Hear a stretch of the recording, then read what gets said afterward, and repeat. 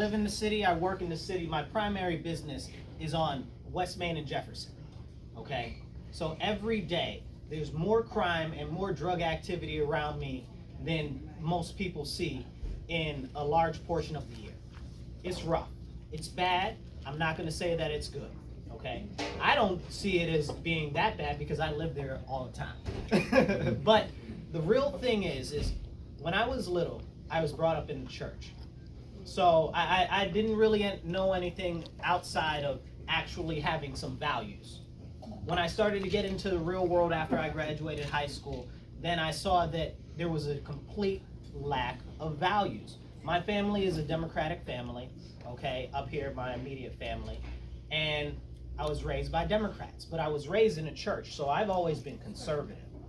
In 2017, I was my first year I ever decided to get involved in politics because my person for my city council was Adam McFadden. You guys know that guy? You seen him in the news lately?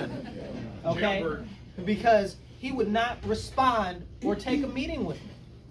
So that was very problematic to me. So I ran and I saw the way that the Democratic machine worked, and I did not like it. I saw people who were more conservative and had more values being just stamped down and just completely run out by the Democratic Party. I could not stand it. And then Nancy Pelosi had the nerve, well, Nancy and Chuck, had the nerve to shut down the federal government, okay, for illegal aliens.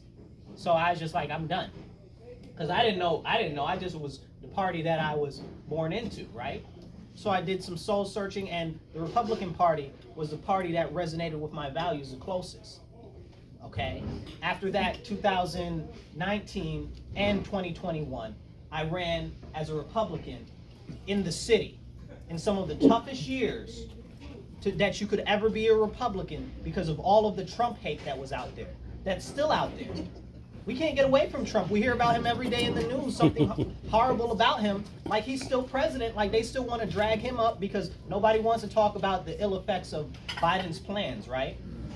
So when we're talking about engagement in the city, I've been engaging in the city as a Republican. I've been engaging in the city as a conservative. There are many people that share the values of every single person in this room, that live in the city, that work in the city, that go to school in the city, but there is not enough people doing outreach in the city, and that's what I'm working to change. Every year I'm out there doing outreach to make sure that we get this voice and this message out there, that there are other options, that yes, it is challenging to speak up, because a lot of people hold these values and philosophies, but they don't have the courage to speak up. We've got a lot of rallies that happen all across the state and all across the county. I know a lot of you guys have been to them, you've seen me there, okay, because I'm very active in the freedom movement. But there aren't very many of those in the city. There aren't hardly any things that represent conservative values or freedoms in the city that happen. I've tried to already, I've put together 3 different events in the city on those specific things, okay? Some of you have attended, okay? Because I think that it is extremely important to get these messages out to the city folks because they believe the same things that we do. It's very few, it's like a tiny minute amount of people there that have these liberal ideas and concepts because everybody's mother and everybody's grandmother can see how it's affecting the kids, okay? But it's gonna be up to us to talk to our friends that live in the city, okay, that work in the city to spread the word. Because if we don't spread that word, nobody else is going to do it for us, and we can't be afraid, we can't be scared.